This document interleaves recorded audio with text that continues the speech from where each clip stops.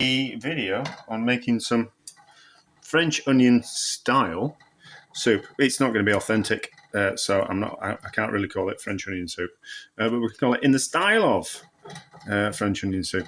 Wasn't that a thing? That was a like in the classic dishes in the style of, like, I think it was. Anyway, I remember my first head chef kind of talking about things like the translation of dishes were something in the style of this and something in the style of that.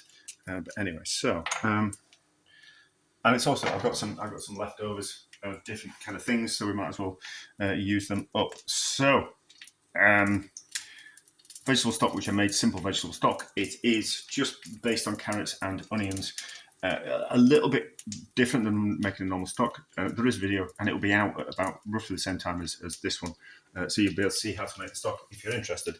But basically, you just cook onions and carrots down, puree them, then take the pulp and then pass it through a cloth and squeeze out the juice from the vegetables, so there's, like, the vegetables almost kind of dry out, and then you're left with this full of flavour stock. It's a little bit cloudy, but pureeing the vegetables certainly enables it to get out all the flavour from the vegetables. That's all the flavour from the vegetables. So you're not kind of wasting things. The downside is it's a little bit cloudy, it's a little bit murky. We could clarify it up if we wanted, but that's how it tastes actually before we start. Carroty and oniony. It's very quick. It would benefit from other things in, so it would benefit from herbs in, it would benefit from celery in, but we're on the 10 simple ingredients with this, so we haven't got those things. But what we have got is we've got some tomato puree, and it's just a bit of a leftover tomato puree from another project. So I made some tomato puree. It's a lot nicer than the stuff you buy. I thoroughly recommend that you should have a go at making it. But the only problem is, if you make it, storing it, and I found that there was a little bit of mould on the top of this. So I've had to freeze the rest of it and put it in some little packets, which I made using a Ziploc bag and my vacuum sealing machine. So that's going to go in. And what we will do is we'll just take some of the stock, put it in the jar, and then gently give it a bit of a shake. Now, you have to be careful because sometimes it wants to splash, because what you're doing is you're heating up the air that's in the jar as well, and that's wanting to expand because you've heated it. Gases expand. Well, I don't know if all gases expand under heat, and that's what's happening. So therefore, it wants to spurt out, and that's not what we want. But we don't want to waste that delicious tomato puree that we took ages in making. So that's out of there like that. And then I'm going to cheat. We're going to use Bovril stock cubes.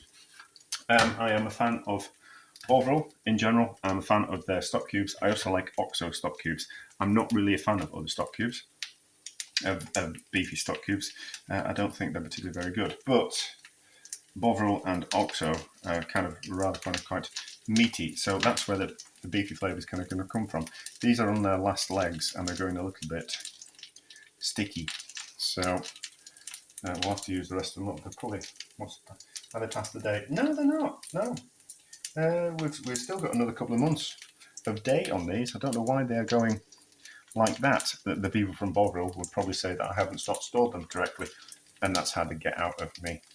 They've given me any money off if I was to complain, but I'm not going to complain because they're still fine to use. If the stock was a little bit cooler, I would have just mix those into the stock with my hand, but we haven't got that. We've got a whisk.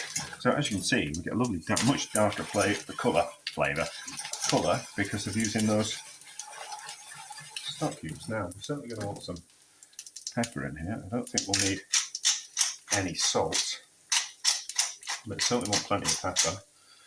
And we've just got some fried bread at the back, which we're making some croutons, like that. That's a bit uneven, isn't it? Where's that one cooked like that? Probably because we're on the smaller burner at the back of the stove, not to worry. So I'm not going to thicken up. Normally you thicken up the soup with a little bit of roux. I don't really want to do that. I really can't be bothered. I'd rather put more. What's my spoon? I'd rather put more onions in. So caramelised onions, pretty straightforward. Slice your onions and then put them in a pan and with a little bit of fat and a little bit of salt, and then just slowly cook them. That's lovely. That's lovely. That is lovely. That homemade tomato puree has got a lovely sweetness to it. Oh, you know, if I was out, I'm not saying a fancy restaurant, but if I was out and I had that, I would think that was delicious. I've done something like that before, a little bit similar. But anyway, so yeah, so I'm going to make more than I need because I'm going to jar a little bit up for tomorrow's lunch when I get in.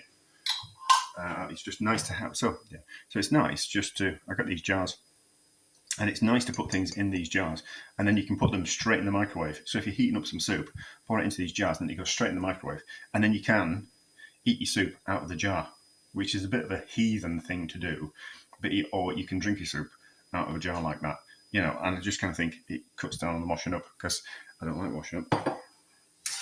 Anyway, so how's it taste now?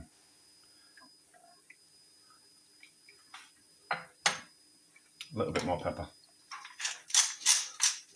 and then a little bit of salt, like that. And then am I going to thicken? No, I'm not going to thicken it up. I'm not going to thicken it up. That needs to go somewhere safe. It can just live on top of that bread for the minute, and then we're going to put in these caramelised onions. So if we put enough onions in, what I'll do is I'll make enough for my, put enough in for my soup tomorrow, and then we'll siphon that off, and then we'll put the rest in. Yeah, so yeah, we need more than that.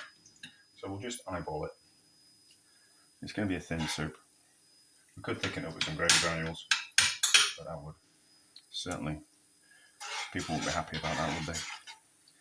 There we go. I always kind of think a French onion soup is quite a thin soup anyway.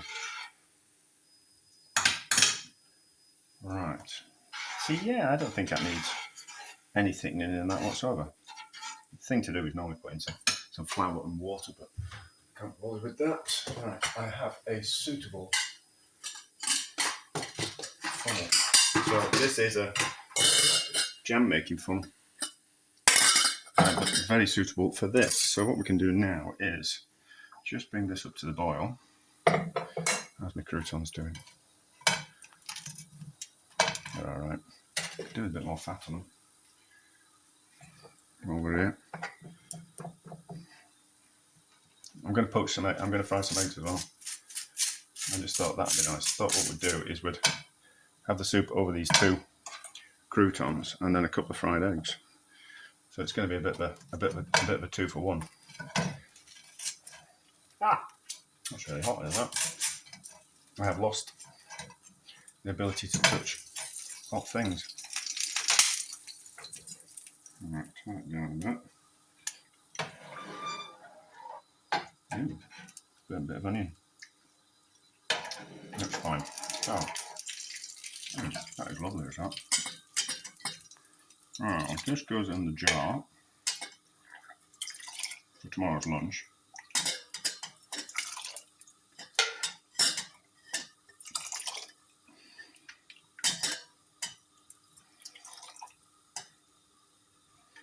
Like that, then that can just be microwaved relatively easily.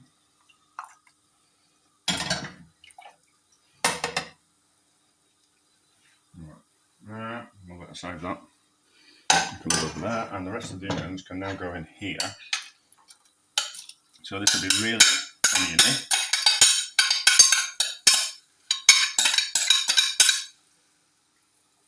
Yes, that'll do. So now we put some more onions in, we'll have to re-season because those onions will have taken the flavour of the salt. And the pepper in the stock cubes, so it just needs a little bit more. That's lovely, is that? That's all down to that homemade tomato puree. That is. I'm not giving Bovril any of the what am I calling it? The recognition of and their stock cubes being particularly very good. So back a little bit back. This can come to the front. Turn it down. We want a plate. I don't think the bowl's. I haven't really got a suitable bowl. I'll have to eat off a plate. I haven't got anything. Maybe I have. Maybe I have got something suitable. No, we'll do it in a bowl. I won't do it in a plate. We'll do it in a bowl. And I know what I'll do. I'll make a ridiculously long video. That's what I'll do. We will cut these in half and do that.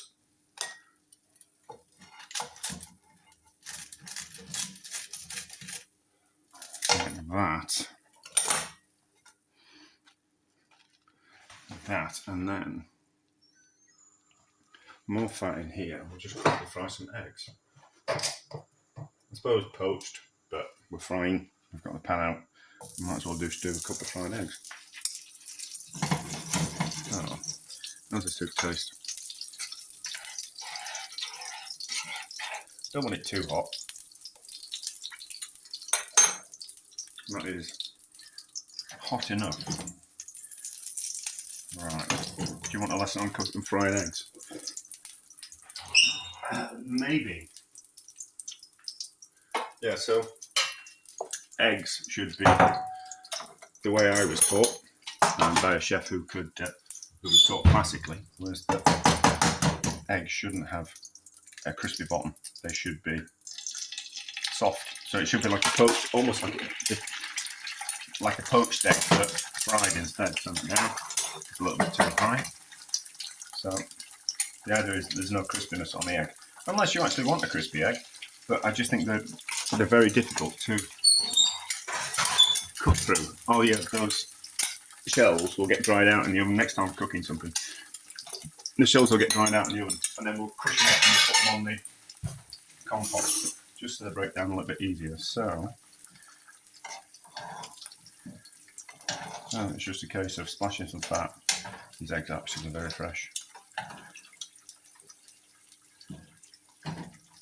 No, they're not very fresh at all, are they? This is not a lesson on how to cook eggs. Take that back. What are we at?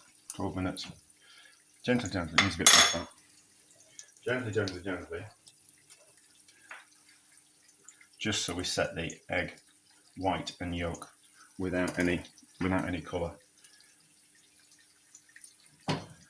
I'm sure my college lecturer is still cooking.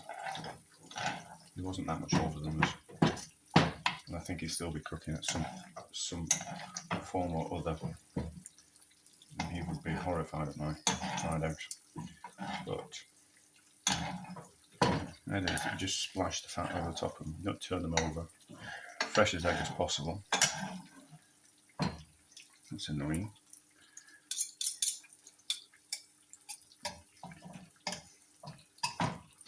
We'll drain them a little bit. We like fat, but not greasy. Then just splash a bit of fat over the top of them. You just need to get the temperature right so we don't crisp up the bottoms, but the fat's hot enough to set the egg on the top.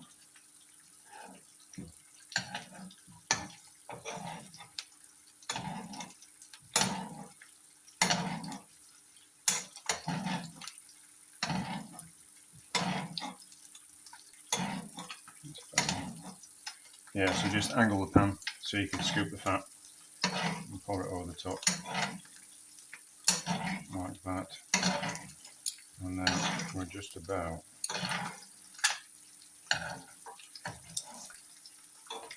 there. Oh, and the nicer the fat, the nicer your egg will be. So that's that. Turn those off. Right out of the way.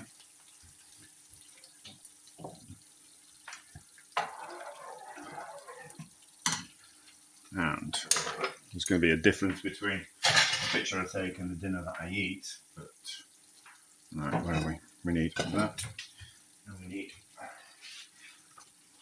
a bit of kitchen paper just to drain off the excess fat from the egg, like that. Bit of a pain to get out once it's been on paper, but it'll be a nice one we take a picture of. So, the cooker's not too dirty today. So, move this around, get that out of the way, so I don't knock it over and ruin my dinner, my lunch for tomorrow. Then, so, supposed to have a cheese crouton, but we haven't got cheese in the 10 simple ingredients. So I want more onion in the soup. There's going to be plenty of seconds.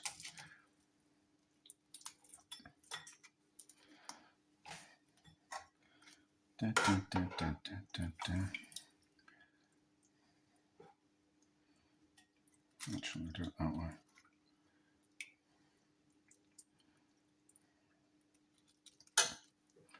And make a little raft on top for my egg.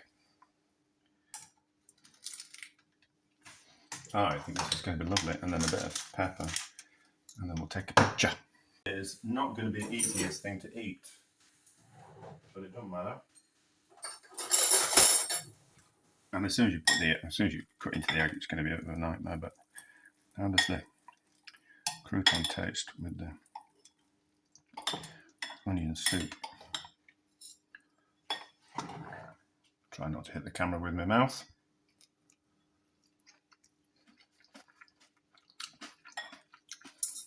That's lovely as that.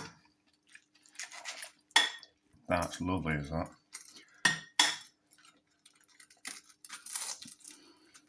Now with a bit of egg. I don't want to ruin the egg yolk just yet. Oh, that's not going to fit in my mouth, is it? Need a bigger bowl. Need one of those larger plate bowls. That's what we need.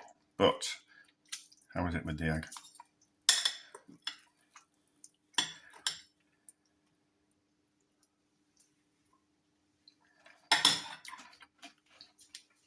That's lovely as that. That's lovely as that. And I think you'd probably get away with calling that French onion soup, and no one would really be able to have a go at you about it, unless they'd seen you make it. But anyway, that's delicious. A success.